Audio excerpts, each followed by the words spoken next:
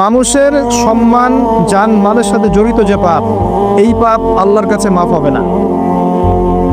কাবা ঘরের গেলাফ ধরে কানলেও আপনি আমাকে যে মিথ্যা অপবাদটা দিয়েছেন এটা মাফ হবে না যতক্ষণ না আমি মাফ করছি। কথা কি বুঝতে পারছেন? মনে করেন আপনি আমাকে মিথ্যা একটা অপবাদ দিয়েছেন এবং ধুয়ে রেখে দিয়েছেন একদম মিথ্যা অপবাদ দিয়ে। যতক্ষণ আমি আপনাকে মাফ না করছি, কাবা ঘরে গিয়ে গেলাফ ধরে কান্নাকাটি করলো, এই পাপ মাফ হবে না ইনশাআল্লাহ। এই অবস্থায় মৌত হলে কি হবে? পরকালে দেখবেন আমি দাঁড়িয়ে আছি আপনার জন্য। আপনার হিসেব হচ্ছে, হিসেব শেষ। আপনি সালাত, সওম, হজ জাকাতের নেকি নিয়ে উঠেছেন, কিন্তু দেখছেন আমি দাঁড়িয়ে আছি, আমার মতো আরো 10 জন দাঁড়িয়ে আছে। ওই 10 জনকে আপনি গালি দিয়েছিলেন, অপবাদ দিয়েছিলেন, তাদের গীবত করেছিলেন, তাদের সম্পদ বা সম্মানের হানি করেছিলেন। এখন কিয়ামতের মাঠে আপনার নেকি দিয়ে এই ঋণ শোধ করতে হবে, অন্য কোনো অপশন নাই। আর যদি নেকি শেষ হয়ে যায় তখন কি হবে? তখন আমার আমলনামা থেকে কিছু গুনাহ আপনাকে নিতে হবে। আল্লাহ পাক ন্যায় বিচারক। আল্লাহ পাক শুধু গফুর রহিম নন, আল্লাহ পাক শুধু পরম করুণাময় অসীম দয়ালুই নন, বরং তিনি হচ্ছেন ন্যায় বিচারক। ন্যায় বিচারক। একজন ধর্ষক যদি বলে যে আল্লাহ পাক তো গফুর রহিম, আল্লাহ আমাকে মাফ করে দিতে পারেন, তাহলে যাকে ধর্ষণ করলো সে তার উপর জুলুম হবে না? আল্লাহ পাক কিন্তু ধর্ষককে মাফ করে দেন, তাহলে যাকে ধর্ষণ করা হয়েছে ওর প্রতি জুলুম হবে না? কথা বুঝতে পারছেন না? মনে করেন আপনি নাউজুবিল্লাহ কারো সম্পদ আত্মসাৎ করেছেন, এখন আল্লাহ যদি আপনাকে মাফ করে দেন, তাহলে এই যে যার সম্পদ আপনি আত্মসাৎ করেছেন এর উপরে জুলুম করা হচ্ছে না? আল্লাহ পাক কি জুলুম করবেন? এক জাররা পরিমাণ করবেন না। কিয়ামতের মাঠে নেকি দিয়ে তার এই ঋণ শোধ করতে হবে, অথবা তার গুনাহ আপনার কাঁধে নিয়ে জাহান্নামের পথে যেতেও হতে পারে। আল্লাহ পাক হেফাজত করুন। এই জন্য সবসময় সতর্ক থাকবেন আপনার যারা যেন মানুষের হক নষ্ট না হয়। মানুষ আপনাকে গালি দেখ, থাপ্পড় মারুক, জমি আত্মসাৎ করে ফেলুক, হক নষ্ট করুক, কি করে করুক, আপনি তারটা করতে চান না। যারা করছে আপনি লাভবান। আপনি কেমন করে লাভবান? আপনি অসংখ্য নেকি পাচ্ছেন, আপনি জানছেনও না। যেই আপনার বিরুদ্ধে মনে করেন আপনি নিষ্পাপ, আপনি মাজলুম, আপনি কোনো অন্যায় করেন নাই, আপনার বিরুদ্ধে জুলুম করা হচ্ছে, অপবাদ দেওয়া হচ্ছে, আপনাকে আন্ডারস্টিমেট করা হচ্ছে, ইত্যাদি ইত্যাদি, আপনি বসে বসে নেকি পাচ্ছেন, বসে বসে নেকি পাচ্ছেন। এবং পরকালে কিয়ামতের মাঠে উঠে দেখবেন অসংখ্য নেকি অটোমেটিক আপনার আমলনামে চলে আসবে। তখন তারা আফসোস করবে দুনিয়াতে এই কাজগুলো না করে ভালো কিছু করলে ভালো হচ্ছে। যাই হোক, মানুষের সাথে জড়িত পাপ আল্লাহর কাছে মাফ হবে না। এই কারণে এই রমজান মাসে ওই লিস্টের মধ্যে থাকবে আমি কার কার ক্ষতি করেছি, থাকবেই। কিন্তু যতটুকু মনে পড়ে, যতটুকু মনে পড়ে লিখে ফেলবেন, সুযোগ থাকলে সেটা ফেরত দিয়ে দিবেন। যদি সুযোগ না থাকে ক্ষমা চেয়ে নেবেন, যদি সেই সুযোগও না থাকে তার পরিবারের কাছে ক্ষমা চেয়ে নেবেন, যদি সেই সুযোগও না থাকে তার পক্ষ থেকে সৎকার করে দিয়ে পারা যাবে ইনশাল্লাহ। সেই সুযোগও নাই, তাহলে হাতটা তুলে তার জন্য দোয়া করবেন, আল্লাহ আমি আমার অমুক ভাইকে মিথ্যা অপবাদ দিয়েছিলাম, আল্লাহ তুমি তাকে মাফ করে দিও। আশা করা যায় আপনার গুনাহ আল্লাহ মাফ করে দেবেন ইনশাআল্লাহ। আসুন, রমজানের প্রথম কাজ এইটা, গুনার লিস্ট করা। একটু ধৈর্য ধরে বসেন। আমি অনেক ক্লান্ত, অনেক লম্বা সফর করে আসছি, এই জন্য আস্তে আস্তে কথা বলছি। তবে ইনশাআল্লাহ আজকে আমরা রমজানটাকে কিভাবে কাটাবো এবং কোরআনময় করে কিভাবে কাটাবো, কিছু উপকারী কথা আপনাকে বলবো ইনশাআল্লাহ। আল্লাহ পাক আমাদেরকে আমল করার তৌফিক দান করুন। প্রথম কাজ পাপের লিস্ট করা, তারপরের কাজ হচ্ছে তওবা করা। রমজানে আমরা তওবা করব যে আল্লাহ পাক আমি দুনিয়াতে যত পাপ করেছি, জানা অজানা, ছোট বড়, প্রকাশ্য গোপন, যত পাপ করেছি, যা আমি জানি, যা আমি জানি না, যা তুমি আমার চেয়ে ভালো জানো, আল্লাহ মাফ করো। পারা যাবে ইনশাআল্লাহ। খালি বলতে হবে আস্তাগফিরুল্লাহাল্লাযী লা ইলাহা ইল্লা হুয়াল হাইয়ুল কাইয়্যুম ওয়া আতুবু ইলাইহি। এটা করবেন। অথবা আল্লাহুম্মা আনতা রাব্বি লা ইলাহা ইল্লা আনতা খালাকতানি আনা আবদুক ওয়া আনা আলা আহদিক ওয়া ওয়া'দিকা মাস্তাতা'তু আউযু বিকা মিন শাররি মা সানা'ত আবুউ লাক বিনি'মাতিকা আলাইহি ওয়া আবুউ বিযানবি ফাগফিরলি ফাইন্নাহু লা ইয়াগফিরু যুনুবা ইল্লা আনতা। পারা যাবে ইনশাআল্লাহ। হিসনুল মুসলিম, গুগল প্লে স্টোরে যান, একটা অ্যাপস আছে হিসনুল মুসলিম, একটা বই আছে, এটা কিনেন, সমস্ত দোয়া এখানে দেয়া আছে, দেখবেন আর পড়বেন, পকেটের মধ্যে রাখবেন, দেখবেন, পড়বেন। পারা যাবে ইনশাআল্লাহ। ইনশাআল্লাহ। এরপরে তওবার পরে কি? তওবার পরে রমজান মাসের বাজার আগে করব। এখন শাবান মাস চলছে, হাতে যতটুকু টাকা পয়সা আছে বা জমানো কিছু টাকা তো আছে, এখান থেকে আপনি রমজান মাসের বাজার করবেন। রমজান মাসে আপনি বেশি বেশি বাজারে যাবেন না, ওই মাসে যেটা আর্ন করবেন সেটা জমিয়ে রাখবেন, সমস্যা নাই। সম্ভব হলে ঈদের যে কাপড় চোপড় লাগে, আপনার স্ত্রীর জন্য এক সেট, আপনার বাচ্চার জন্য এক সেট, আপনার এক সেট, নতুন কাপড় পরা সুন্নাত, এবং আমরা সবাই নতুন কাপড় পরার চেষ্টা করবো ইনশাআল্লাহ। যাদের নতুন কাপড় নাই তাদেরকে কাপড় দেওয়ার চেষ্টা করবেন ইনশাআল্লাহ। এটাও কিনে রাখতে পারেন আগে ভাগেই। রমজান মাসে আপনি বাজারে সময় দিবেন না, দুনিয়ার কাজে বেশি ব্যস্ত হবেন, এটা একটা টার্গেট। এরপর আপনি রমজান মাসে একটা প্রজেক্ট হাতে নেবেন যে আমার মতো বহু মুসলিম সমাজে আছে যাদের পুরো মাস চলার মতো টাকা পয়সা নাই, আছে না? সামাজিকভাবে হোক, মাদ্রাসার উদ্যোগে হোক, বা রাষ্ট্রীয়ভাবে হোক, যেভাবে হোক, এই গরিব মানুষদের লিস্ট করে বাসায় বাসায় অন্তত এক মাসের বাজার খরচ পৌঁছে দেওয়ার চেষ্টা করতে হবে। পারবেন? পারবেন না? এক মাসের বাজার কত টাকা লাগে? 2000, 3000। নিত্য প্রয়োজনীয় কথা বলছি, সব তো দিতে পারবেন না। 2-3 হাজার, 4000, এর মধ্যে সে চাল পাবে, ডাল পাবে, ছোলা বুট পাবে, তেল পাবে। বাই দ্য ওয়ে, তেলের দাম যে এখন কত আমি তো জানি না, আমি অবশ্য বাজারে যাই না, আমি জানি না দাম কত।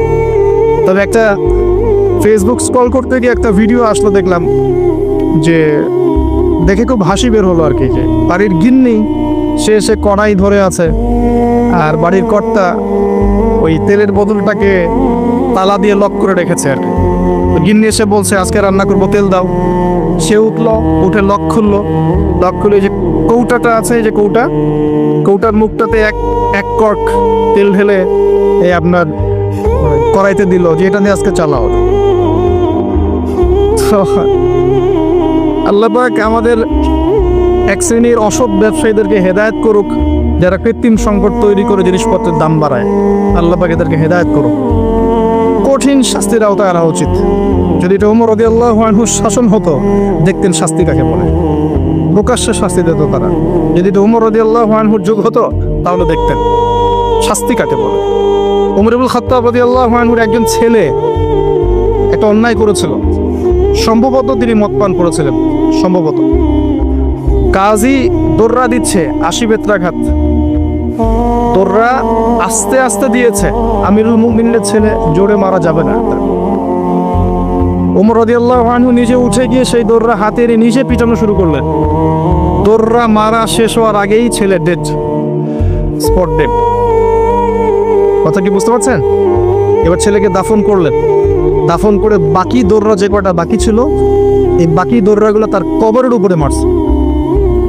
মারার পরে আল্লাহকে বলছে, আল্লাহ আমাকে মাফ করে দিও, হয়তো আমি ন্যায় বিচার করতে পারলাম না। আমি বুঝাতে পারছি ভাই? এটা তার শাসন। এরকম শাসন আবার আসবে ইনশাআল্লাহ, মনে করবেন না যে আসবে না। যা দেখছেন সবকিছু থাকবে না, এগুলোর কিছুই থাকবে না। পুরো বিশ্বে যা দেখছেন, এই আপনার রাশিয়া, যে চায়না, এই যে আপনার ইউনাইটেড নেশনস, যা দেখছেন সব কিছু ধ্বংস হয়ে যাবে ইনশাআল্লাহ। এটাই বাস্তব, কুদিয়াল আমর, লেখা হয়ে গেছে কোরআনে এবং সুন্নায়। এবং বাইতুল মাকদিস যেটাই বলেন, থেকে নবী ঈসা ইবনে মারিয়াম আবারও সেই রকম একটা শাসন চালু করবেন ইনশাআল্লাহ পৃথিবী। বিশ্বাস হচ্ছে না? দেখতে থাকেন সামনে কি হয়। পরাশক্তিগুলো ধ্বংস হয়ে যাবে। যাই হোক, আজকে ওই দিকে আছি না, টপিক ওইটা নেই। যেটা বলছি, বাজার করে ফেলেন এবং প্রজেক্ট নেবেন। যারা দরিদ্র দুস্থ, এদের পরিবারে আমরা পার পরিবার একটা করে প্যাকেজ পাঠিয়ে দিব, যেখানে নিত্য প্রয়োজনীয় দ্রব্য থাকবে। তারাও যেন রমজান মাসে খেয়ে পরে বাঁচতে পারে। করা যাবে ইনশাআল্লাহ। চেষ্টা করে, আল্লাহ পাক আপনার রিজিকে বরকত দিবে ইনশাআল্লাহ। একটা হাদিসে আছে, বান্দা যতক্ষণ অন্য ভাইয়ের সাহায্যে থাকে, আল্লাহ ততক্ষণ ওই বান্দার সাহায্য থাকে। আর একজন মুসলিম ভাইয়ের প্রয়োজন পূরণ করতে যাওয়া, খালি হেঁটে হেঁটে যাওয়া, এটা মসজিদে নববীতে বসে 12 বছর ইতিকাফ করার চেয়ে বেশি নেকির কাজ। এগুলো আমরা হয়তো বুঝি না, মনে করি তার সাথে যাব, আমার তো সময় নষ্ট হচ্ছে। আপনি 12 বছর ইতিকাফের নেকি পাচ্ছেন, তাও যে কোনো মসজিদে না, নববী মসজিদ। সুবহানাল্লাহ। রমজানে আর কি করবেন? কম খাবেন, সেহরি আর ইফতারে বেশি খাবেন না, এবং 2টা তরকারি দিয়ে যদি খাবার হয়ে যায়, 10টা তরকারি করার কোনো দরকার নেই। আপনিও দুনিয়ার কাছে বেশি ব্যস্ত হবেন না, বাড়ির মা বোনদেরকেও ব্যস্ত রাখবেন না, তাদেরকেও দিন শেখার সুযোগ দিবেন। তারা তালিম করবে, তারা কোরআন শেখার মসজিদে যাবে, তারা মহিলাদের মধ্যে দিন চর্চা করবে, তাদেরকেও দিনের সুযোগ করে দিতে হবে। পারা যাবে ইনশাআল্লাহ। এবং আপনিও তালিমে বসবেন, 5 ওয়াক্ত নামাজ মসজিদে আদায় করবেন, ইসলামিক দর্শগুলোতে বসবেন, ইমানকে তাজা করবেন, ইমানকে তাজা করবেন। কম খাবেন। আমি বরাবরই বলি যে এই খাওয়ার যে ব্যাপারগুলো আছে, এখানে আমরা যারা দাবি করি যে ইসলাম আমরা প্রচার করছি, জনগণের মাঝে ঢুকাই দিচ্ছি, তাদের অনেকের মাঝেই দেখবেন খাওয়ার সুন্নত নাই। কথা বুঝতে পারছেন না? বড় বড় কথা বলার পরে খাওয়ার টেবিলে খালি বসায় দেন, দেখবেন সব শেষ, 7 প্লেট খেয়ে শেষ করে ফেলছে। খাওয়ার সুন্নত ওই কোরআনে আছে, হাদিসে আছে, প্র্যাকটিক্যালি নাই।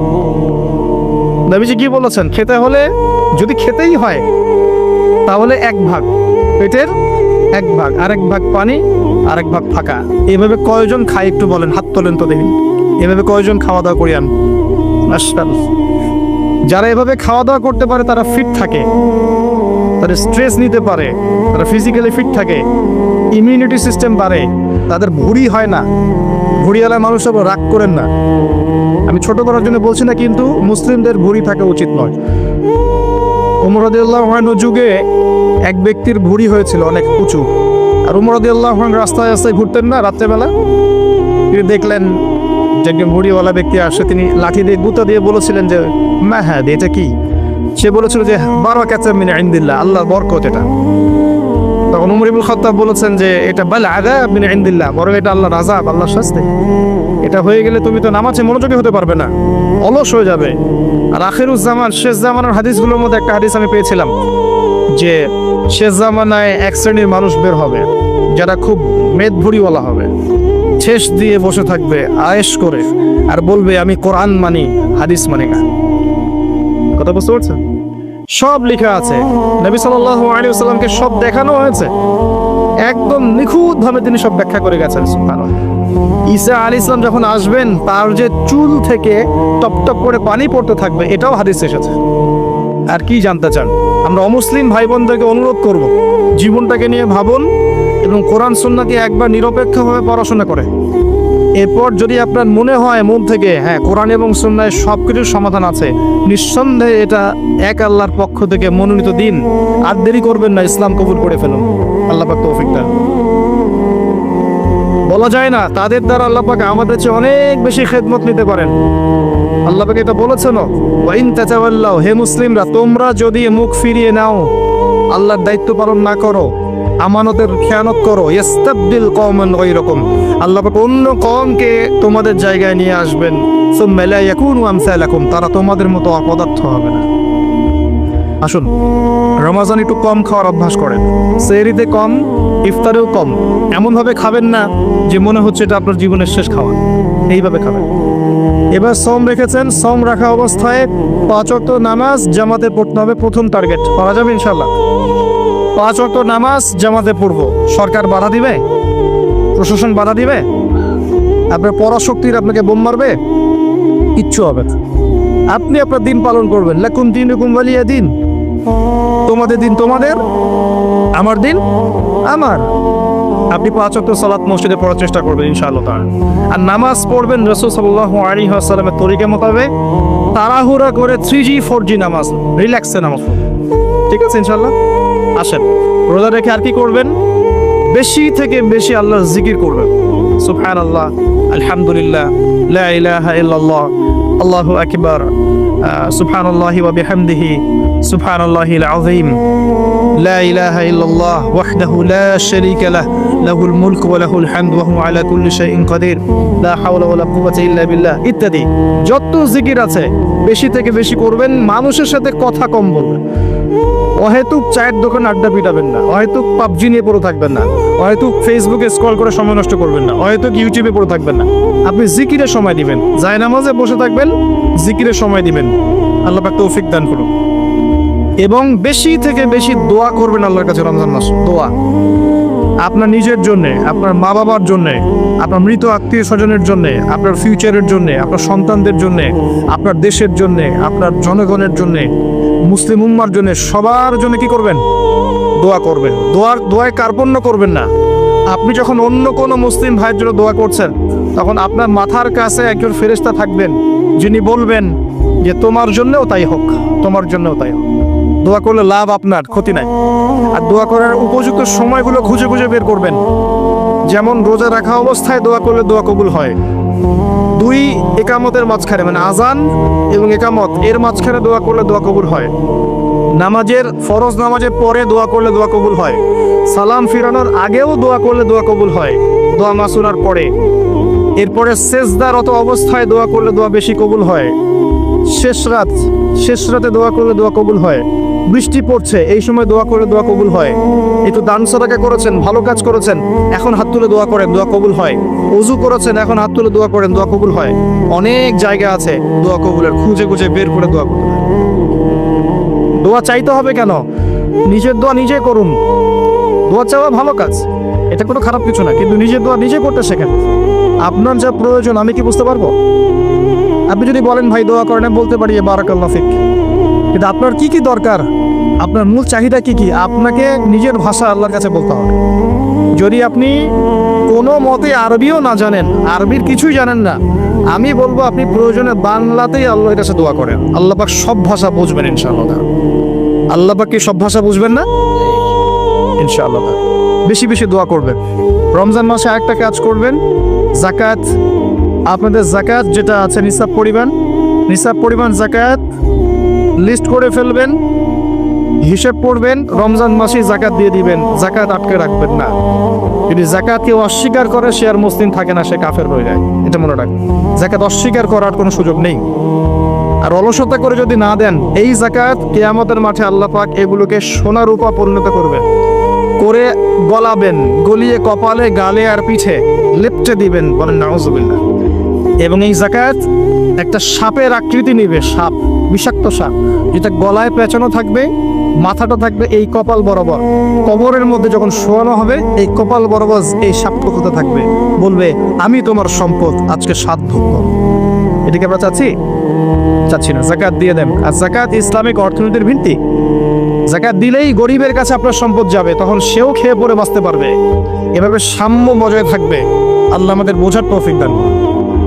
রমজান মাসে একটা কাজ করবেন, সেটা হলো পরিবারকে সময় দিবেন, পরিবারকে টাইম দিবেন, পরিবারের মধ্যে ইসলামিক সংস্কৃতি গড়ে তুলবেন। একসাথে সেহেল করবেন, একসাথে সাহরি করার পরে একসাথে ইফতার করবেন, একসাথে তালিম করবেন, ইসলামিক কোনো মুভিজ একসাথে দেখলেন, ইসলামিক কোনো লেকচার একসাথে শুনলেন। মানে ইসলামকে এনজয় করবেন পরিবারকে নিয়ে, সাথে করে নিয়ে। বাচ্চা কাচ্চারা দেখবে ছোটবেলায় আমরা বাবাদের সাথে এটা করেছিলাম, ওইটা করেছিলাম।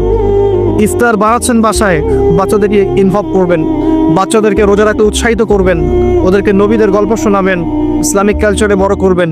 দেখবেন পরিবারের মধ্যে শান্তি রহমত নিয়ে আসবেন, স্যার পারা যাবেন স্যার। রমজান মাসে আরো একটা কাজ করবেন, সাদাকাতুল ফিতর দিয়ে দিবেন।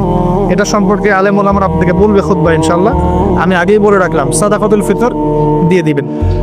রমজান মাসে আরেকটা ইম্পর্টেন্ট কাজ আছে, সেটা হলো যে আমাদের সমাজে অনেক এতিম থাকে, বিধবা থাকে, নিঃস্ব অসহায় মানুষ থাকে। এই মানুষগুলোর পাশে দাঁড়ানোর চেষ্টা করবেন, বেশি থেকে বেশি দান সাদাকা করবেন। যতটুকু সামর্থ্য আল্লাহ দিয়েছেন আপনি বেশি থেকে বেশি দান সাদাকা করবেন। এভাবে ইনশাআল্লাহ আপনি রমজানটাকে উপলব্ধি করতে পারবেন, এনজয় করতে পারবেন। আপনার সালাতের মাধ্যমে, আপনার সিয়াম রাখার মাধ্যমে, দোয়া করার মাধ্যমে, জিকির করার মধ্য দিয়ে, পরিবারের সাথে এনজয় করার মধ্য দিয়ে দেখবেন আপনি আত্মশুদ্ধি অর্জন করতে পারছেন।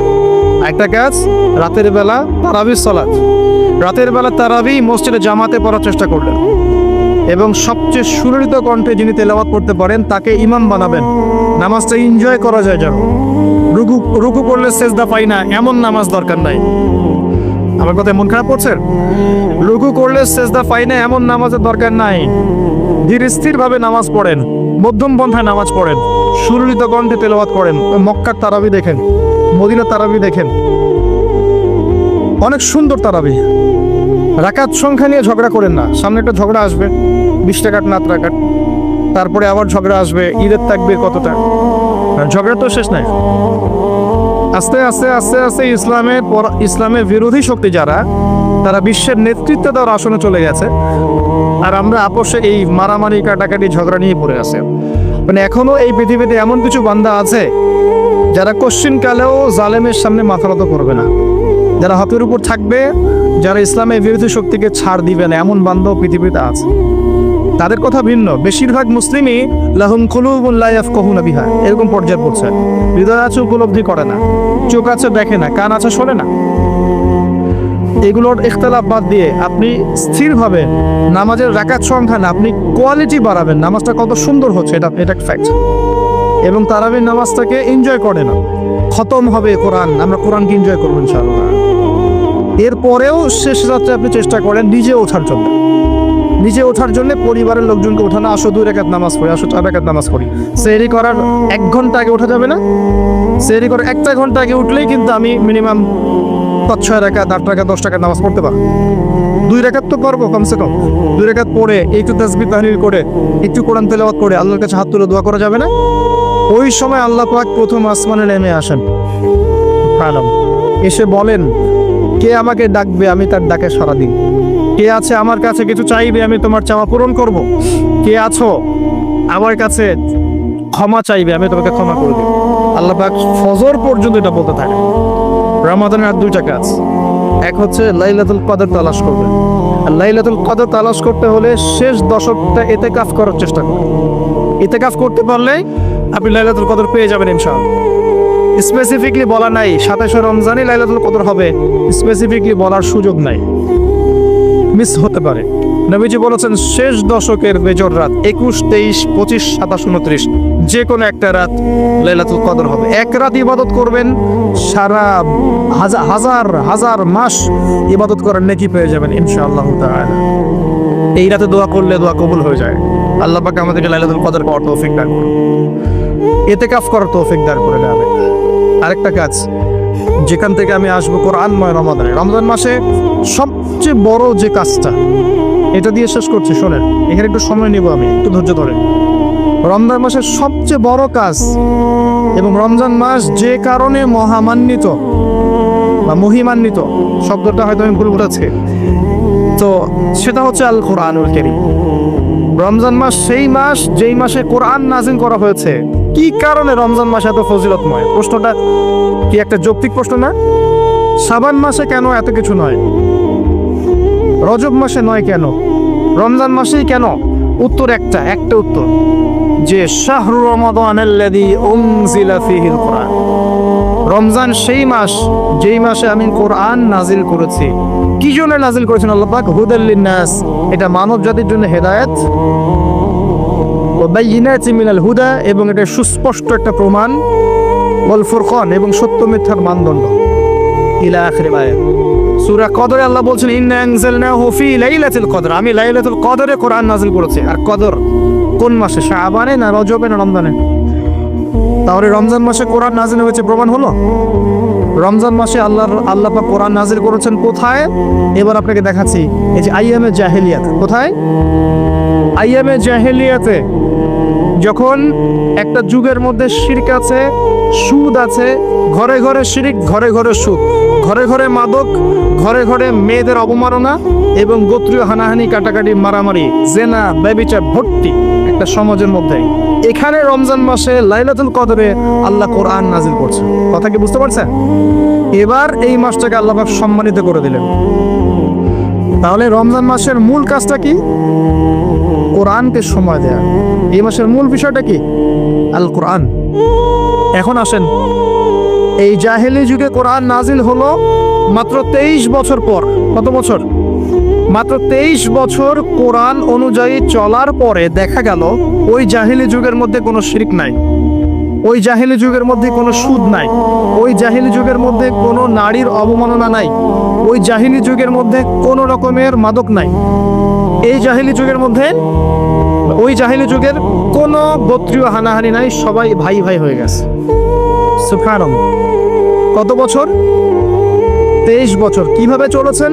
এই আল্লাহর কিতাব আল কোরআনুল কারীম, এর শিক্ষা এবং এর ব্যাখ্যা সুন্নাহ, এটাকে ফলো করে চলা হয়েছে 23 বছর, মাত্র 23 বছর। এখন সেই আল্লাহ কি নাই? সেই নবী নাই? নবী জীবিত না থাকলেও তার সুন্নাহ নেই এবং সেই কিতাব আমাদের মাঝখানে নাই। সবই আছে। সে আল্লাহ থাকেন, সে নবীর সুন্নাহ থাকে এবং সেই কিতাব আমাদের মাঝে থাকে, তাহলে আমাদের জাহিলিয়াতগুলো দূর করা সম্ভব না? কি করবেন রমজান মাসে কোরআনকে? আপনি জেনেছেন রমাদান মাস কোরআনের মাস, এই মাসটাকে আপনি কিভাবে মূল্যায়ন করবেন? আমি কয়েকটা ক্লাসিফিকেশন বলছি, লিসেন, এই জায়গাটা একটু ভালো করে শোনেন। 1 নম্বর, বিভিন্ন শ্রেণীর মানুষ থাকে। এক শ্রেণীর মানুষ আছে আমাদের সমাজে যারা আলিফ বা তা সা মোটেই জানে না। আছে আছে এমন অনেক মানুষ আছে, এদের সংখ্যা কিন্তু কম না, প্রচুর মানুষ এরা আলিফ বা তা সা উচ্চারণ করতে পারে, কোরআন বিশুদ্ধ করে একটা আলহামদুলিল্লাহ রাব্বিল আলামিন এটা পড়তে পারে না, বানান করে করে পড়তে পারে না। আছে না? এক কথায় বিশুদ্ধ তেলাওয়াত পড়তে পারে না, এমন মানুষের সংখ্যা কম না বেশি? প্রচুর। তাদের জন্য এই রমজানের টার্গেট হচ্ছে তাদেরকে এই রমজানের মধ্যেই কোরআন তেলাওয়াত করা শিখতে হবে। এতটুকু পারবেন? পারবেন না? ভয় পাচ্ছেন? রমজান 1 মাস সময় লাগার কথা না, আপনার 20 দিন সময় লাগবে কোরআন তেলাওয়াত শিখতে ইনশাআল্লাহ। বিশ্বাস হচ্ছে না? হয়তো আপনি দ্রুত গতিতে পড়তে পারবেন না, কিন্তু পড়তে পারবেন। আপনি মদ মাখরাজ তাজবিদগুলো শিখতে পারবেন। এখন আপনার জন্য টার্গেট যারা কোরআন মোটেই তেলাওয়াত করতে পারেন না, এই মাসে 1 মাসের মধ্যে আপনি কোরআন তেলাওয়াত করা শিখবেন, এটাই আপনার টার্গেট। পারবেন? মনে রাখবেন, নবী সাল্লাল্লাহু আলাইহি ওয়াসাল্লাম বলেছেন ইকরাউল কোরআন, তোমরা কোরআন তেলাওয়াত করো। ফাইন্নাহু ইয়াতি ইয়াউমাল কিয়ামা শাফিআন লিআসহাবিহি, কোরআন কিয়ামতের দিন তার পাঠকারীর জন্য সুপারিশকারী হবে ইনশাআল্লাহ। খায়রুকুম মান তাআল্লামাল কোরআন ওয়া আল্লামা, তোমাদের মধ্যে সেই ব্যক্তি শ্রেষ্ঠ বা উত্তম যে নিজে কোরআন শেখে অন্যকে শেখায়। আরো হাদিস এসেছে, নবী সাল্লাল্লাহু আলাইহি ওয়াসাল্লাম বলেছেন আল্লাযী ইয়াকরাউল কোরআন ওয়া হুয়া মাহিরুম বিহি, যে ব্যক্তি কোরআন তেলাওয়াত করে এবং তার উপরে দক্ষ হয়, মা'আস সাফারাতিল কিরামিন বাররা, সেই ব্যক্তি সম্মানিত ফেরেশতাদের সাথে হাসর করবে ইনশাআল্লাহ। ওয়াল্লাযী ইয়াকরাউল কোরআন ওয়া ইয়াতাতা'আউ ফিহি, আর যে ব্যক্তি কোরআন তেলাওয়াত করে কিন্তু করতে গিয়ে আটকে যায়, ওয়া হুয়া আলাইহি শাক, এটা তার জন্য কষ্টকর হয়, ফালাহু আজরান, তার জন্য ডাবল পুরস্কার আছে। একটা হাদিসে তিরমিজির হাদিসে নবীজি বলেছেন যে মান করা হারফাম মিন কিতাবিল্লাহি ফালাহু হাসানা, যে ব্যক্তি একটা হরফ পড়বে আল্লাহর কিতাবের, আলিফ লাম মিম, লা আকুলু আলিফ লাম মিম হারফুন, নবীজি বলছেন আমি বলছি না যে আলিফ লাম মিম তিনটা মিলে একটা হরফ, বাল আলিফুন হরফ, লামুন হরফ, মিমুন হরফ, আলিফ একটা হরফ, লাম একটা হরফ, মিম একটা হরফ, প্রত্যেকটা হরফে তার 10টা করে নেকি হবে ইনশাআল্লাহ। আল হাসানাতু বিআশরি আমসালিহা, একটা নেকিকে 10 দিয়ে গুণ করা হবে। আর রমজান মাসে যে কোনো নেক আমল 70 গুণ বাড়িয়ে দেওয়া হয়। আল্লাহ চাইলে 700 গুণ বাড়াতে পারেন, আল্লাহ চাইলে অপরিসীম বাড়াতে পারেন। আল্লাহ পাক কবুল করুন। তিলাওয়াত করবেন, তিলাওয়াত শিখবেন। তো যাদের কোরআন তেলাওয়াত করার যোগ্যতা নেই, এই মাসে কি টার্গেট দিলাম ভাই?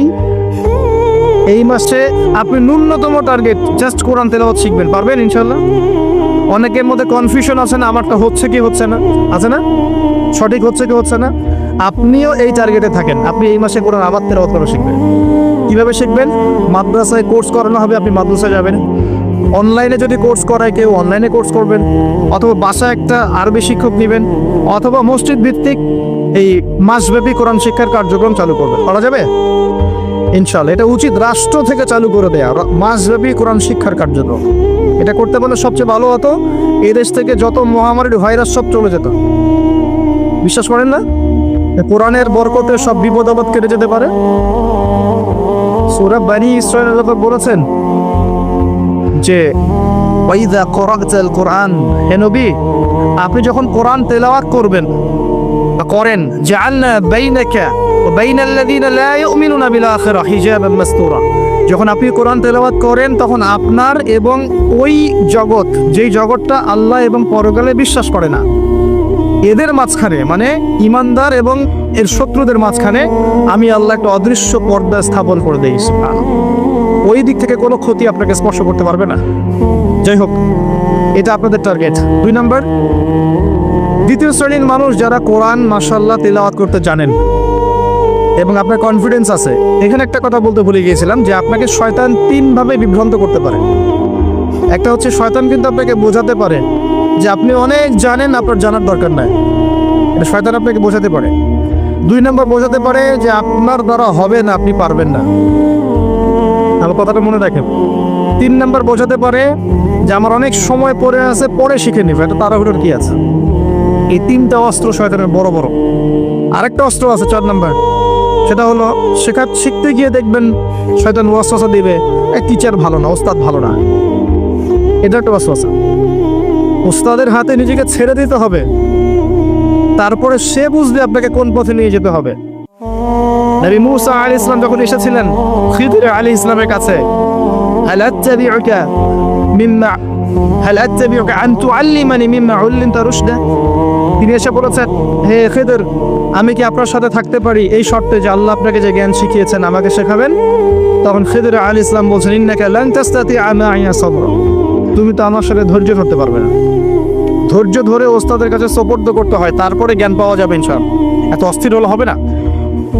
2 নম্বর শ্রেণী যারা পড়তে পারেন তাদের জন্য নসিহত হচ্ছে, এই রমজান মাসে আপনার টার্গেট, এই কিতাব আপনি একবার খতম করবেন, একবার অনলি। পারবেন?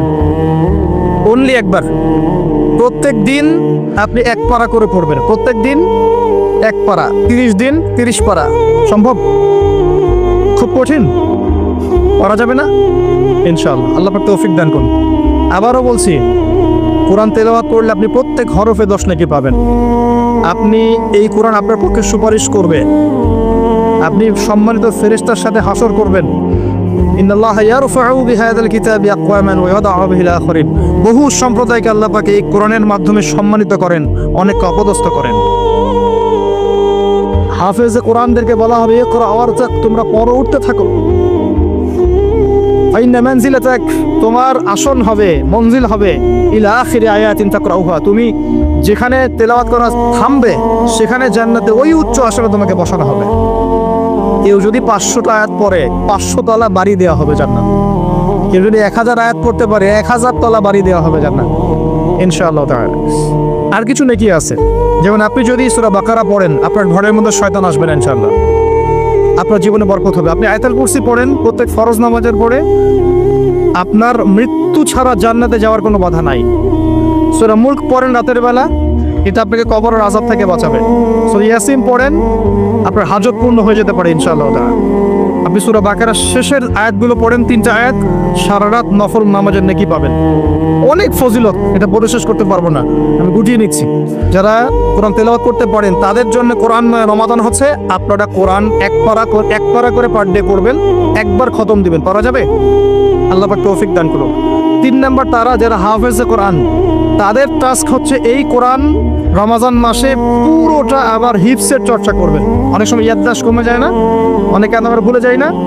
হাফেজদের প্রতি নসিহত হচ্ছে, এই মাসে আপনি পুরো কোরআনটাকে আবার রিগেইন করবেন, রিভাইজ করবেন, চর্চা করবেন, আবার আগের জায়গায় ফিরিয়ে নিয়ে আসবেন। পারবেন ইনশাআল্লাহ? আল্লাহ তৌফিক দান করবেন। এবং সম্ভব হলে তারাবির নামাজ পড়ান। যারা তারাবির নামাজ পড়ায় তারা সৌভাগ্যবান, তারা পুরো কোরআনটা হিফজ করার সুযোগটা পেয়ে যায়। আল্লাহ পাক তাদেরকে তৌফিক দান করুন। এখানে একটা কথা বলবো আমি 1 মিনিটে, যে ইমাম, খতিব, মুয়াজ্জিন যারা আছেন তাদের ভালো ভাতার ব্যবস্থা করবেন, তাদের পরিবারের ভরণ পোষণের জন্য ভালো অঙ্কের ভাতার ব্যবস্থা করবেন। সবকিছুর দাম বাড়বে, তাদের ভাতা বাড়বে, এটা হতে পারে না। তাদের জন্য, তাদের পক্ষে যদি কথা বলার কেউ না থাকে, আমি কথা বলছি, তাদের জন্য আপনি ভালো অঙ্কের ভাতার ব্যবস্থা করবেন। তাদেরকে যেন পরিবার নিয়ে টেনশন করতে না হয়। নামাজ পড়াবেন, তারাবি পড়াবেন, খুতবা দিবেন, দিনের প্রচার করবেন, আপনি তার পরিবারের দায়িত্ব নিয়ে নেবেন। পারবেন? এটা করতে না পারলে তো আল কোরআন আলো ঘরে ঘরে জ্বলবে না। কোরআনওয়ালা মানুষের যদি সমস্যা থাকে তাহলে কোরআনের কথা কে বলবে?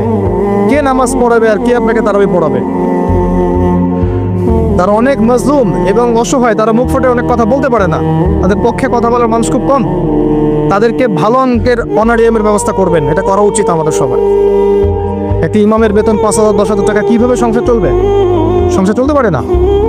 আল্লাহ পাক তাদেরকে প্রশস্ত রিজিকের ব্যবস্থা করুন, আমিন। আমাদের মানসিকতা পরিবর্তন করুন, আমিন।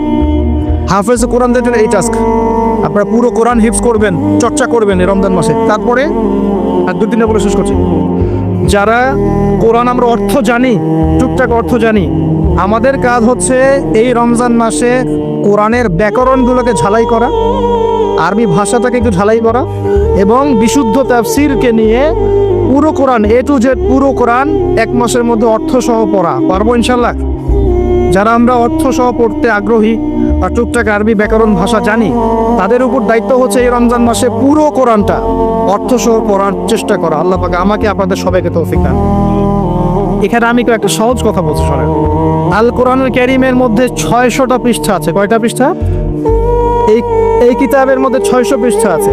প্রত্যেক 20 পৃষ্ঠায় একটা করে পারা শেষ হয়, এবং প্রত্যেকটা পৃষ্ঠায় আপনি 15টা করে লাইন পাবেন। 15টা করে লাইন পাবেন। প্রত্যেকটা লাইনে আপনি গড়ে 9টা করে শব্দ পাবেন। 9টা শব্দ। কোন লাইনে 10টা থাকতে পারে, কোন লাইনে 8টা থাকতে পারে। গড়ে 10টা শব্দ, 9টা শব্দ থাকবে। এবং এক পৃষ্ঠায় 135 থেকে 140টা শব্দ থাকে। কথা কি বুঝতে পারছেন? এভাবে হিসাব করলে দেখা যায় এই 600 পৃষ্ঠার কিতাবের মধ্যে সব মিলিয়ে শব্দ আছে 77,800টা। কতটা? 77,800টা, অ্যাপ্রক্সিমেটলি 78,000 শব্দ। কিন্তু সুসংবাদ হচ্ছে এই সমস্ত শব্দগুলোই নতুন নতুন শব্দ নয়, বরং এই শব্দগুলো বের হয়েছে মাত্র 4,500 শব্দ থেকে। সুবহানাল্লাহ, চিন্তা করতে পারেন? মাত্র 4,500 শব্দ থেকে এই সমস্ত শব্দগুলো বের হয়েছে। এই শব্দগুলো আবার 3 ভাগে বিভক্ত।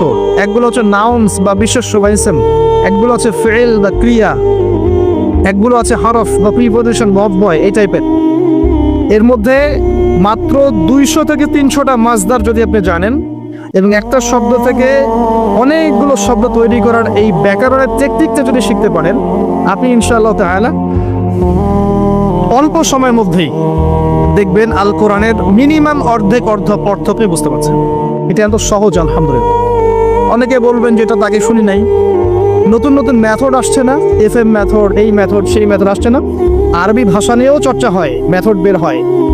আরবি ভাষা নিয়ে, কোরআন নিয়ে অনেক গবেষণা চলছে, এবং নতুন নতুন অনেক কোর্স এবং বই লঞ্চ হচ্ছে। এগুলো ঘাটাঘাটি করেন, আপনি দেখবেন যে কোরআনটাকে আল্লাহ পাক সহজ করেছেন। আল্লাহ পাক এটাই বলেছেন, ওয়ালাকাদ ইয়াসসারনাল কোরআনা লিযিকরি ফাহাল মিন মুদ্দাকির।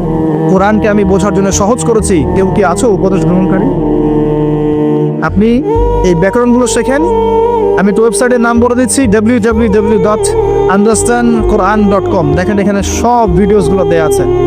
সময় নিয়ে এখানে দেখেন, ইংরেজি ভাষায় দেওয়া আছে, উর্দু ভাষায় দেওয়া আছে। আপনি বুঝবেন, সহজ উর্দু, সহজ ইংরেজি, আপনি পারবেন ইনশাআল্লাহ তাআলা। একটু সময় দেন, 6টা মাস, 1টা বছর সময় দেন, আপনি ইনশাআল্লাহ আল কোরআনের মিনিমাম 60 থেকে 70% অর্থ করতে পারবেন ইনশাআল্লাহ তাআলা। বাকি যেগুলো পারবেন না, সেগুলো একটু কঠিন, সেগুলো আপনাকে আরো উচ্চ লেভেলের বই পড়তে হবে, আলেম ওলামার কাছে গিয়ে পড়ে থাকতে হবে, গ্রামার শিখতে হবে, ব্যাকরণগুলো শিখতে হবে। আস্তে আস্তে আস্তে আপনি পারবেন ইনশাআল্লাহ। শুধু সূরা ফাতিহাতে যে কয়টা শব্দ আছে, 19টা 20টার মতো শব্দ থাকতে পারে। এই শব্দগুলো কোরআনে ঘুরে ঘুরে এসেছে প্রায় 7,800 বার। কতবার? 7,800 বার।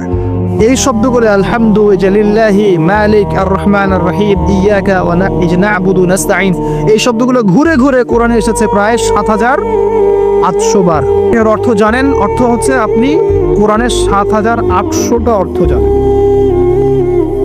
মজা করে শেখেন, এনজয় করে শেখেন, দেখবেন অনেক কোর্স আছে, এগুলো ঘাটেন, আলেম ওলামার কাছে যান, কম্বাইন্ড করেন, চর্চা করেন, আপনি পারবেন ইনশাআল্লাহ।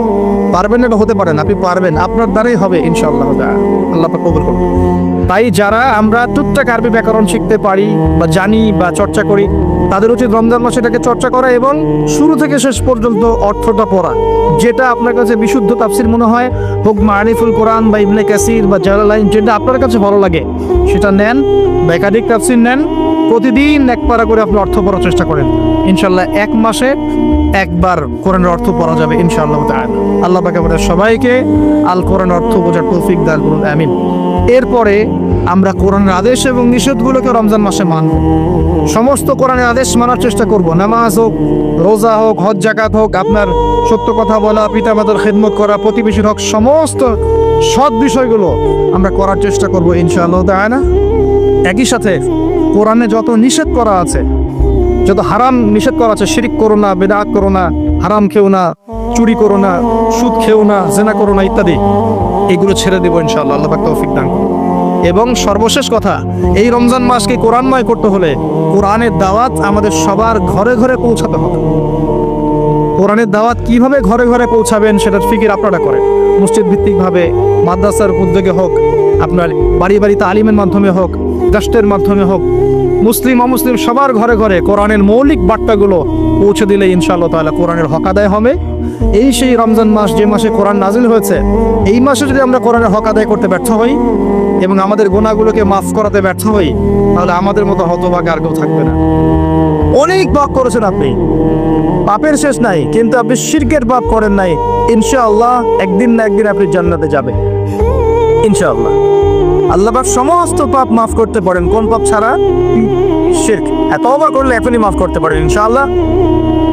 তো এই শিরকের পাপ থেকে আপনাকে বাঁচাবে কোন সূরা? সূরা কাফিরুন। তিলাওয়াত করেন, দেখবেন শিরক আপনি চিনে ফেলবেন ইনশাআল্লাহ, সেখান থেকে আপনি দূরে থাকতে পারবেন ইনশাআল্লাহ। আর শিরক থেকে বাঁচার জন্য একটা কিতাব আমি সাজেস্ট করেছি অনেকবার, কিতাবুত তাওহীদ। কোন কিতাব? কিতাবুত তাওহীদের শারাহ বা ব্যাখ্যা আছে, অনেকগুলো প্রকাশনা থেকে বের হয়েছে, কিনতে পারেন। বাংলায় অনুবাদ করা আছে, বইটা পড়তে পারেন। তবে বইটা একটু কঠিন, অনেকে হয়তো বুঝতে পারবেন না সবকিছু। যেটাই বুঝবেন না, স্থানীয় বড় আলেম যিনি আছেন, হকপন্থী আলেম, তার কাছে গিয়ে জিজ্ঞাসা করবেন। একা একা পণ্ডিত হতে যাবেন, একা একা পণ্ডিত হয়ে গেলে সমস্যা। ওই যে এক শ্রেণী বের হয়ে গেছে যে কোরআন মানলেই হবে, হাদিস মানার কোনো দরকার নেই, আছে না? হ্যাঁ, এই যে বেশি পণ্ডিত এখানে কোরআনের দলিলকে অগ্রাহ্য করলো। আল্লাহ যে বলছেন রাসূল যা দিয়েছেন নাও, তো রাসূলের দেওয়াগুলো পাবো কোথায়? রাসূল যা দিয়েছেন সেগুলো কি কোরআনে আছে নাকি? রাসূল যেগুলো দিয়েছেন ওগুলো কোথায় আছে? রাসূল যেগুলো থেকে নিষেধ করেছিল ওগুলো কোরআনে আছে নাকি? রাসূল যেগুলো নিষেধ করেছে কোথায় আছে? তাহলে এই অংশটুকু বাদ দিয়ে কোরআন মানা যাবে নাকি? তার মানে হচ্ছে আমি কোরআনটাই তো মানলাম না, তাহলে আমি কোরআনটাই মানিনি আসলে। তো এই যে সমস্যা, নিজে বেশি পণ্ডিত হতে গেলে প্রবলেম আছে। ওলামায়ে কেরামের সাথে সম্পর্ক রাখতে হবে। আর কোন ওলামায়ে কেরামের সাথে সম্পর্ক রাখবেন? যাদের সকালের ফতোয়া দুপুরের একটা পিটানিতে রাত্রে চেঞ্জ হয়ে যায়। সকালে একটা ফতোয়া দিয়েছে, ওই ফতোয়া দেওয়ার কারণে দুপুরে একটা মাই খাইছে, রাত্রেবেলা সেই ফতোয়া চেঞ্জ, হকপন্থী হয়ে গেল। এমন বহু আছে, মানে এমন কিছু মতাদর্শ নিয়ে চলে যেগুলো নিয়ে চললে জীবনে কোনো বাধা বিপত্তির অবকাশ নাই। সারা জীবন দাওয়াতি কাজ করে যাবে, কেউ একটু শব্দও করবে না তার বিরুদ্ধে। রাসূলুল্লাহ সাল্লাল্লাহু আলাইহি ওয়াসাল্লামকে 23 বছরে এত মার খেতে হলো কেন তাহলে? আমাকে এটা প্রশ্ন উত্তর দেন। লা ইলাহা ইল্লাল্লাহ এর দাওয়াত তো নবী সাল্লাল্লাহু আলাইহি ওয়াসাল্লামও দিয়েছেন, আর আমিও দিচ্ছি, আপনিও দিচ্ছেন। রাসূলুল্লাহ সাল্লাল্লাহু আলাইহি ওয়াসাল্লামের উপরে এত বাধা বিপত্তি নির্যাতন নিপীড়ন নেমে আসে, আর আপনার ঘরে এত এত এত অর্থ সম্পদ করিয়ে আসতেছে, ঘটনাটা কোথায়? তাহলে এই লা ইলাহা ইল্লাল্লাহ গুলোর মধ্যে নিশ্চয়ই পার্থক্য দেখা যাচ্ছে। কথা মানে বোঝেন না? যেই লা ইলাহা ইল্লাল্লাহ এর দাওয়াত দেওয়ার জন্য নবী সাল্লাল্লাহু আলাইহি ওয়াসাল্লামকে গালি খেতে হয়েছে 15টা। কয়টা বলেন? 15টা গালি খেতে হয়েছে। আর রাহিকুল মাকতুম বই পড়ে দেখেন, যেই লা ইলাহা ইল্লাল্লাহ এর দাওয়াত দেওয়ার কারণে রাসূলকে 16 বার হত্যা করার চেষ্টা করা হয়েছে। কতবার? পড়েন, সিরাতের বই পাবেন। মক্কা বিজয়ের সময় তাওয়াফ করার সময়ও তাকে হত্যার চেষ্টা করা হয়েছে। যেই লা ইলাহা ইল্লাল্লাহ দাওয়াত দেওয়ার জন্য নবী সাল্লাল্লাহু আলাইহি ওয়াসাল্লামের ঘাড়ে উটের নাড়ি ভুঁড়ি চাপিয়ে দেওয়া হয়েছে, দেশান্তরিত করা হয়েছে, তায়েফের মানুষ ইটপাটকেল নিক্ষেপ করেছে, রক্ত ঝরেছে। সেই একই লা ইলাহা ইল্লাল্লাহ এর দাওয়াত দেওয়ার পরে আমার ঘরে বিলিয়ন বিলিয়ন ডলার আসতেছে, সমস্যা কোথায়? তবে সমস্যা কোন জায়গায়? নিঃসন্দেহে উভয় লা ইলাহা ইল্লাল্লাহ এর মধ্যে পার্থক্য আছে। হ্যাঁ, আমি এমন লা ইলাহা ইল্লাল্লাহ দাওয়াত দিচ্ছি যে দাওয়াত দিলে কোনো সমস্যা নাই, আমি সব তরকারিতেই চলবো, পার পেয়ে যাবো ইনশাআল্লাহ। আর যদি হকপন্থী লা ইলাহা ইল্লাল্লাহ দাওয়াত দিতে যান তাহলে সমস্যা আছে। আল্লাহ রাব্বুল আলামিন আমাদেরকে সৎ কাজের আদেশের সাথে সাথে অসৎ কাজে নিষেধ করার তৌফিক দান করুন। বিশ্বাস করেন, নবী সাল্লাল্লাহু আলাইহি ওয়াসাল্লাম যদি সারা জীবন বলতেন সুবহানাল্লাহ পড়লে এত নেকি হয়, আলহামদুলিল্লাহ পড়লে এত নেকি হয়, আল্লাহু আকবার বললে এত নেকি হয়, কোনো সমস্যা হওয়ার কথা ছিল না। নবী সাল্লাল্লাহু আলাইহি ওয়াসাল্লামকে প্রস্তাব দেওয়া হচ্ছে, তুমি যে আল্লাহর ইবাদত করো সেই আল্লাহর ইবাদত আমরা করব, পাশাপাশি আমরা আমাদের লাত উজ্জা মানাতেরও ইবাদত করব। হবে কি? নবী সাল্লাল্লাহু আলাইহি ওয়াসাল্লাম বলছেন, জিনা হবে না। কুলু লা ইলাহা ইল্লাল্লাহ তুফলিহুন। লা ইলাহা ইল্লাল্লাহ বলে সমস্ত বাতিল ইলাহকে অ্যাভয়েড করতে হবে, এলিমিনেট করতে হবে, তারপর হবে মুসলিম। এখন আপনি 5 ওয়াক্ত নামাজও পড়বেন মাশাআল্লাহ, এদিকে সুদও খাবেন, আপনি রমজান মাসে সাওমও রাখবেন মাশাআল্লাহ, আপনি ঘুষও নেবেন, আপনি এদিকে দান সাদকাও করবেন, আবার যাকাতও দিবেন না, এদিকে মাশাআল্লাহ আপনি তাহাজ্জুদ পড়বেন, পর্দা মানবেন না। হ্যাঁ, এদিকে আপনি তাসবিহ তাহলিল করছেন, হজ উমরা করছেন বছর বছর, এদিকে দুর্নীতিও করবেন, অন্যের সম্পদ আত্মসাৎও করবেন। এই লা ইলাহা ইল্লাল্লাহ তো আল্লাহর রাসূল শিখান না, ঠিক আছে না? উদখুলু ফিস সিলমি কাফা মানে কি? তোমরা পরিপূর্ণরূপে ইসলামে কি করো? প্রবেশ করো। এখন ইসলামে পরিপূর্ণ প্রবেশ মানে কি? নামাজও পড়বেন, সুদও খাবেন, আর এদিকে রোজাও রাখবেন, ঘুষও খাবেন, এদিকে হজ উমরা করবেন, বোনের সম্পত্তি মেরে খাবে। এগুলো কি লা ইলাহা ইল্লাল্লাহ শিক্ষা? মনে রাখবেন, লা ইলাহা ইল্লাল্লাহ এর হকপন্থী ওলামায়ে কেরাম যারা, সোহবতে গিয়ে পড়ে দিন শিখবেন ইনশাআল্লাহ। পারবেন না? এটা চেনার জন্য আপনাকে এত কষ্ট করতে হবে না, এত কষ্টের প্রয়োজন নাই। খালি দেখবেন যে কাদের দাওয়াতে বাধা বিপত্তি নেমে আসে আর কাদের আসে না। এতটুকু চোখ কান ফলো রাখলেই বুঝতে পারবেন ইনশাআল্লাহ। এই জন্য একজন মজলুম বলেছিলেন যে তাকে মৃত্যুর সময় বলা হচ্ছে কালিমা পড়েন। কি পড়েন? কালিমা পড়ে। সে বলছে যে আমাকে কোন কালিমা পড়তে বলছে? যে কালিমা তোমরা পড়ছো সেই কালিমা পড়ার পর তোমাদের রুটি রুজির ব্যবস্থা হচ্ছে, আর আমি যে কালিমাটা পড়েছি এই কালিমার জন্য তুমি এসেছো আহার বলে আজকে ফাঁসির কাজটা চলা। এর হচ্ছে অবস্থা। প্রিয় ভাইয়েরা, দুনিয়ার জীবনটা চূড়ান্ত নয়। এখানে সফল হতে হলে একটা আয়াতেই যথেষ্ট আপনার জন্য। আজকে রাসূল যা দিয়েছেন নিয়ে নেন, যা দেন নাই ছেড়ে দেন, যা নিষেধ করেছেন ছেড়ে দেন, ব্যাস। আর কিছু করতে হবে। ঘুমানো থেকে শুরু করেছি আপনার জন্য, আমি একটু গুছিয়ে দেবো আপনাকে সারাদিন, তারপর শেষ করে দিব সব। এবার আপনি ডান পাশে কাজ হচ্ছেন, ঘুরে বলবেন আল্লাহ নবী ইসমিকে আমুতু আহিয়া।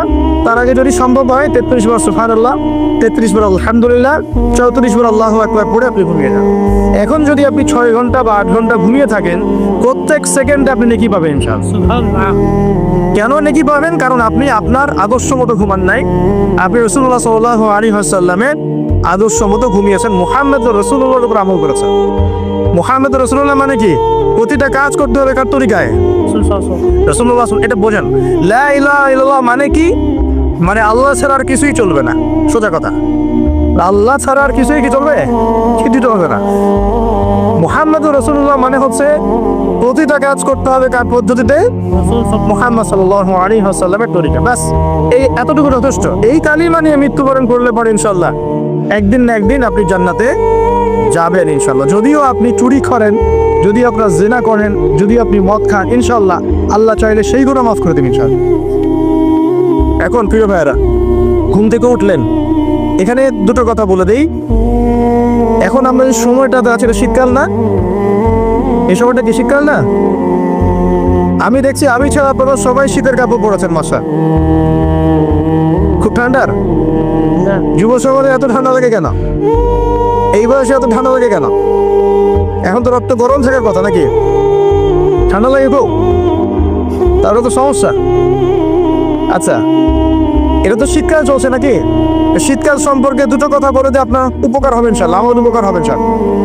একটা হাদিসে আসছে শীতকালটা হচ্ছে মুমিনদের জন্য গনিমত। মুমিনের জন্য কি গনিমত? মানে হচ্ছে একটা সম্পদ, যে সম্পদটা যুদ্ধ করে লাভ করতে হয়, কিন্তু এখানে কোনো যুদ্ধের প্রয়োজনই হচ্ছে না। গনিমত, উপহার, গিফট। কিরকম? শীতকালে রাতটা হয় লম্বা, রাত্রি হয় লম্বা, হয় না? এতে করে সারা রাত আপনি অনেক ইবাদত করতে পারবেন। আর দিনটা হয় ছোট, দিনটা ছোট হয় না? এতে করে আপনি দিনের বেলা সওম বা রোজা রাখতে পারবেন। শীতকাল আসলেই সাহাবীরা বলতেন আহলান সাহলান, শীতকালকে বলতেন আহলান সাহলান। শীতকাল তুমি এসেছো, আলহামদুলিল্লাহ। এখন রাত্রেবেলা হে কোরআনওয়ালারা তোমরা উঠে যাও এবং কোরআন তেলাওয়াত করতে থাকো, এবং দিনের বেলা তোমরা সওম পালন করতে থাকো, আলহামদুলিল্লাহ। তো শীতের রাতটা কাজে লাগাতে পারি না আমরা? রাতের একটা অংশ ঘুমিয়ে যাবেন, শেষ অংশে উঠে তাহাজ্জুদ করবেন এবং কোরআন তেলাওয়াত করবেন এবং আল্লাহর কাছে হাত তুলে দোয়া করবেন। ইনশাআল্লাহ শেষ অংশে, রাতের শেষ অংশে আপনি যে দোয়াই করবেন, আপনার রিজিক যদি হালাল হয় ইনশাআল্লাহ কবুল হয়ে যান। শীতকালকে কাজে লাগান। আবার দিনটা হয় ছোট, তাই দিনের বেলা আপনি সওম বা রোজা রাখতে পারবেন। আল্লাহ পাক তৌফিক দান করুন। শীতকাল সম্পর্কে একটা এরকম বর্ণনা আছে, যখন কঠিন শীত আসবে তখন ওই শীতটা থেকে একটা আশ্রয় প্রার্থনা করতে হয় আল্লাহর কাছে, আল্লাহ এই কঠিন শীত থেকে আমাকে বাঁচাও। কারণ কি জানেন? কারণ হচ্ছে জাহান্নাম বছরে 2টা নিঃশ্বাস ছাড়ে। কয়টা নিঃশ্বাস? একটা নিঃশ্বাস গ্রীষ্মকালে যখন প্রচন্ড দাবদাহ চলে, ওইটা হচ্ছে জাহান্নামের নিঃশ্বাসের ফসল। ওই প্রভাবে পৃথিবীতে এরকম দাবদাহ চলে। এই সায়েন্স বিশ্বাস করবে? করবে না, ওর বিশ্বাসের আমার যায় আসে না। আল্লাহ পাক বলেছেন সত্য, রাসূল বলেছেন সত্য। আরেকটা হচ্ছে শীতকালে যখন প্রচন্ড ঠান্ডা, তখন শীতকালে জাহান্নামের এমন একটা জায়গা আছে যেটা কিন্তু শীতল জায়গা। জাহান্নামের পুরো জায়গাটাই কিন্তু আগুন নয়, এমনও জায়গা আছে যেটা কি খুব শীতল। ওই শীতল অংশ শ্বাস ছাড়লে এই যে পৃথিবীতে সেই শীতের একটা প্রভাব চলে আসে, প্রচন্ড ঠান্ডার শৈত্য প্রভাব চলে আসে। এটা হয়তো অনেকে বিশ্বাস করবে না, মনে করবে যে ধর্মান্ধ কথাবার্তা। হাদিসে আছে নবী সাল্লাল্লাহু আলাইহি ওয়াসাল্লাম বলেছেন, কে সত্যবাদী? এই পুরো সম্বোধনা রাসূল সাল্লাল্লাহু আলাইহি ওয়াসাল্লাম। এই বিশ্বের সমস্ত মানুষ সত্যবাদী বেশি না আল্লাহ রাসূল বেশি সত্যবাদী? ব্যাস, আর কোনো দরকার আছে কথার? শীতকালটা কাজে লাগাই। এই শীতকালে আমি একটা আমল বলে দিই প্রিয় ভাইরা। শীতকালে নবী সাল্লাল্লাহু আলাইহি ওয়াসাল্লাম এই যে তাহাজ্জুদ পড়তে উৎসাহিত করেছেন, তাওন রাখতে উৎসাহিত করেছেন, এবং সাহাবীরা কোরআন তেলাওয়াত করতে উৎসাহিত করেছেন। একটা হাদিসে আছে তিনটা কাজ মানুষের গুনার একটা বড় বড় অংশকে মিটিয়ে দিবে। এক নম্বর কাজ হচ্ছে সংকটকালীন অবস্থায় দান, মানে আপনার দান করার এখন সামর্থ্য খুব কম, টাকা পয়সা টানা হেসরা আছে, এখন আপনি দান করছেন, এই দানের বিনিময়ে আল্লাহ পাক গুনাহ আপনার মাফ করে দিবেন ইনশাআল্লাহ। দুই নম্বরটা হচ্ছে যে কঠিন গরম পড়েছে, এই গরমের দিন আপনি রোজা রেখেছেন, তৃষ্ণার্ত থেকেছেন, এই গরমে রোজা রাখার কারণে আপনার গুনাহ মাফ হয়ে যাবে ইনশাআল্লাহ। আরেকটা কাজ হচ্ছে প্রচন্ড শীতকাল, এই যে এখন শীতকাল পড়ছে, এই শীতকালে আপনি ঠান্ডা পানিতে ওযু করছেন কষ্ট করে, এই ওযুর বদৌলতে আপনার গুনাহগুলো মাফ হয়ে যাবে ইনশাআল্লাহ। এই তিনটা কাজ শীতকালে পাওয়া যাচ্ছে না। তিন নম্বর কাজটা শীতকালে পাওয়া যাচ্ছে না, যে শীতের সময় পূর্ণাঙ্গ রূপে ওযু করলে আপনার গুনাহগুলো মাফ হয়ে যাবে ইনশাআল্লাহ। তো শীতকালে মাশাআল্লাহ আমাদের ওয়াজ মাহফিলগুলো হবে, ওয়াজ মাহফিলগুলোতে অ্যাটেন্ড করবেন, ঈমান রিচার্জ করবেন, রাতের বেলা তাহাজ্জুদ পড়বেন ইনশাআল্লাহ। তাড়াতাড়ি ঘুমিয়ে যাবেন যাতে করে শেষ রাতে আপনি উঠতে পারেন। রাতটা লম্বা হবে, একটা অংশে কোরআন তেলাওয়াত করবেন, একটা অংশে দোয়া করবেন ইনশাআল্লাহ তাআলা। আল্লাহ পাক দুনিয়া আখিরাতের যত হাজত আপনি পূর্ণ করে দিবেন ইনশাআল্লাহ। আর দিনের বেলা সম্ভব হলে সম রাখবেন। আরেকটা কাজ আমাদের করা উচিত, এটা আমি মাহফিলের মাধ্যমে অ্যানাউন্স করছি। আমাদের উচিত শীতকালে আশপাশে যে দরিদ্র শীতার্থ মানুষগুলো আছে, স্পেশালি গ্রামাঞ্চলে, দেশের উত্তরাঞ্চলে কিন্তু প্রচুর শীত পড়ে, এরকম বিভিন্ন অঞ্চলে কিন্তু প্রচুর শীতার্থ মানুষ আছেন। এই শীতার্থ মানুষদের জন্য সামর্থ্যবানদের উচিত হবে শীত বস্ত্রের ব্যবস্থা করা, কম্বল হোক, অন্যান্য গরম কাপড় হোক, এগুলোর ব্যবস্থা করে বিভিন্ন ফাউন্ডেশন বা সংগঠন বা পলিটিক্যাল অ্যাসোসিয়েশন বা মসজিদ মাদ্রাসা এগুলোর উদ্যোগে এই শীত বস্ত্রগুলো মানুষের মাঝে বিতরণ করার চেষ্টা করতে হবে ইনশাআল্লাহ তাআলা। করা যাবে না ইনশাআল্লাহ? আমরাও নিয়াত করছি ইনশাআল্লাহ এই শীতে আমরা পুরো বাংলাদেশ ব্যাপী আমাদের সামর্থ্য অনুযায়ী মানুষের সাদাকাগুলোকে কালেক্ট করে আমরা শীত বস্ত্র বিতরণ করবো ইনশাআল্লাহ তাআলা। এবং আমরা রিকোয়েস্ট করবো আপনাদের দানের হাতটাকে প্রশস্ত করতে। তবে মনে রাখবেন, কখনো যদি দেখেন যে আমার নামে বা আমাদের ফেসবুক আইডি ইউজ করে, পোস্টকে ইউজ করে কেউ দান সৎকা চাচ্ছে, এনশিওর না হওয়া পর্যন্ত কেউ দান করবেন না। এরকম প্রচুর প্রতারক ফ্রড বের হয়েছে যারা আমাদের নাম ইউজ করে কিন্তু মানুষের কাছে টাকা পয়সা চাওয়ার চেষ্টা করছে। আমি কখনো মানুষের সামনে এইভাবে কোনো প্রজেক্টের জন্য টাকা পয়সা চাই না। যদি চাই এইভাবে জনসমক্ষে এসে বলবো যে এই প্রজেক্টের জন্য চাচ্ছি। তবে এখন যেটা বললাম, ইনশাআল্লাহ শীতকালে আমরা শীত বস্ত্র বিতরণ করব। যার যা সামর্থ্য আছে আমাদের অফিসিয়াল পেজে আমাদের সব নাম্বারগুলো, অ্যাকাউন্ট নাম্বারগুলো দেওয়া হবে, সেখানে আপনারা পাঠাবেন, আমরা বিতরণ করবো ইনশাআল্লাহ। এবং সেটা সম্পূর্ণ আমার নিজের তত্ত্বাবধানে চলবে ইনশাআল্লাহ তাআলা। এখন এই কাজগুলো শুধু আমরা করবো না, আপনারাও করবেন, বিভিন্ন সংগঠন থেকে করবেন, আপনাদের মসজিদ থেকে করবেন, মাদ্রাসা থেকে করবেন, পলিটিক্যাল অ্যাসোসিয়েশন থেকে করবেন, ধর্মীয় সংগঠনগুলো থেকে করবেন। এতে করে কি হবে জানেন? নবী সাল্লাল্লাহু আলাইহি ওয়াসাল্লাম বলেছেন, আপনি যদি মানে কোনো বান্দা যদি অন্য মুসলিম ভাইয়ের কোনো হাজত প্রয়োজন পূরণ করে দেয়, আল্লাহ রাব্বুল আলামিন কিয়ামতের মাঠে তার হাজত পূরণ করে দিবেন ইনশাআল্লাহ। অন্য বর্ণনে আছে দুনিয়া এবং আখিরাতে আল্লাহ পাক তার হাজত পূরণ করে দিবেন ইনশাআল্লাহ। একটা হাদিসে এসেছে, একজন বান্দা যতক্ষণ মুসলিম ভাইয়ের প্রয়োজন পূরণ করে, আল্লাহ রাব্বুল আলামিন ততক্ষণ পর্যন্ত তার প্রয়োজন পূরণ করে থাকেন। অতএব অন্যের মুখে হাসি ফোটানোর নিমিত্তে এই শীতার্থ মানুষগুলোর পাশে আমাদের দাঁড়ানো উচিত। আল্লাহ পাক আমাদেরকে তৌফিক এনায়েত করুন। শীতকালে এই কাজগুলো করবেন। আর শীতকালে কিন্তু কিছু কিছু নোংরামি কাজ হয়, এই কাজগুলো বর্জন করতে হবে, পারবেন না ইনশাআল্লাহ? এক নম্বর নোংরামিটা হচ্ছে, শীতকালে দেখবেন এমন কিছু মানে অনুষ্ঠানের আয়োজন করা হয় যেগুলোতে মানে অপসংস্কৃতির বাদ্যযন্ত্র বাজতে থাকে। স্পেশালি দেখবেন গ্রামে গঞ্জে কিছু কিছু পিকনিক আয়োজন করে, এগুলোতে দেখবেন এমন গান বাজনা বাজায়, ডিজে গান বাজায় যে মানুষের সারা রাত ঘুম হারাম হয়ে গেছে। হয় না এরকম? এরকম হয়। ঐতিহ্য রক্ষা করতে সমস্যা নাই। শীতকালে আমাদের এখানে পিঠার উৎসব হতো না, তারপরে আমাদের এই যে একটা নবান্ন উৎসব হতো না, একটা দেশীয় লোকজ ঐতিহ্য থাকে, সেগুলো পালন করতে সমস্যা নেই যতক্ষণ পর্যন্ত সেগুলোর মধ্যে কোনো শিরক বেদাত বা হারাম না ঢুকছে, এগুলো পালন করতে সমস্যা নেই। কিন্তু আপনি পিকনিক করবেন, এখানে দেশার্সে মিউজিক প্লে করবেন, ডিজে বাজাবেন, মানুষের ঘুম নষ্ট করবেন, হারাম করবেন, এটা কি ইসলাম জায়েজ করেছে না? এই কাজগুলো শীতে বেশি হয়, সতর্ক থাকবেন। শীতে আবার দেখি আমরা অনেকেই কি করি, ব্যাডমিন্টন খেলেন, তাই না? সরকারি লাইন থেকে একদম মাশাআল্লাহ ইলেকট্রিক লাইন নিয়ে যদি খেলতে হয়, নিজের বাড়ির লাইন থেকে খেলবেন, নিজের বাসা থেকে লাইন নিয়ে খেলবেন। খেলেন, আমি উৎসাহিত করছি, কারণ এটা আপনার ফিজিক্যাল স্ট্যামিনার বাড়াবে, অ্যাটলিস্ট আপনার শরীর চর্চা হবে, ঠিক আছে? আপনার শরীর চর্চার দরকার আছে। এই কাজগুলো মোবাইলের সামনে বসে বসে সময় নষ্ট করার চেয়ে অনেক ভালো আছে, ঠিক আছে? কিন্তু আপনি চুরি করে লাইন নেবেন না কারো কাছ থেকে। তারপর শীতকালে দেখবেন কি হয়, বেশি বেশি মাদকের আসর বসে শীতকালে। ঠান্ডা তো, শীতকালে বেশি বেশি মাদক দ্রব্যের আসর বসে, খেয়াল করে দেখেন। এগুলো থেকে আমাদের যুব সমাজকে বাঁচাতে হবে। শীতকালে জেনা বেড়ে যায়, কিন্তু শীতকালে দেখবেন জেনা বেড়ে যায়, এটা একটা অ্যাডাল্ট ওয়ার্ড, কিন্তু আপনি বুঝবেন শীতকালে এগুলো বেড়ে যায়। আল্লাহ পাক এই যুব সমাজকে জেনা থেকে বাঁচিয়ে রাখুন। শীতকালে দেখবেন কনসার্ট বাড়ে, কিছু কনসার্ট বাড়ে না, এই মিউজিক্যাল কনসার্ট বাড়ে, দেখবেন মানুষ স্টেজে উঠে একদম কি লাফালাফি শুরু করে, কি মিউজিকগুলো প্লে করে, মানুষকে উন্মাদনার মধ্যে রেখে দেয়, এবং হাজারে না লক্ষ লক্ষ যুবক সেই কনসার্টগুলোতে যায়। এগুলো থেকে বেঁচে থাকবেন, বরং প্রয়োজনে ওয়াজ মাহফিলগুলোতে এসে ইমানকে রিচার্জ করেন। আল্লাহ পাক তৌফিক এনায়েত করুন। আমি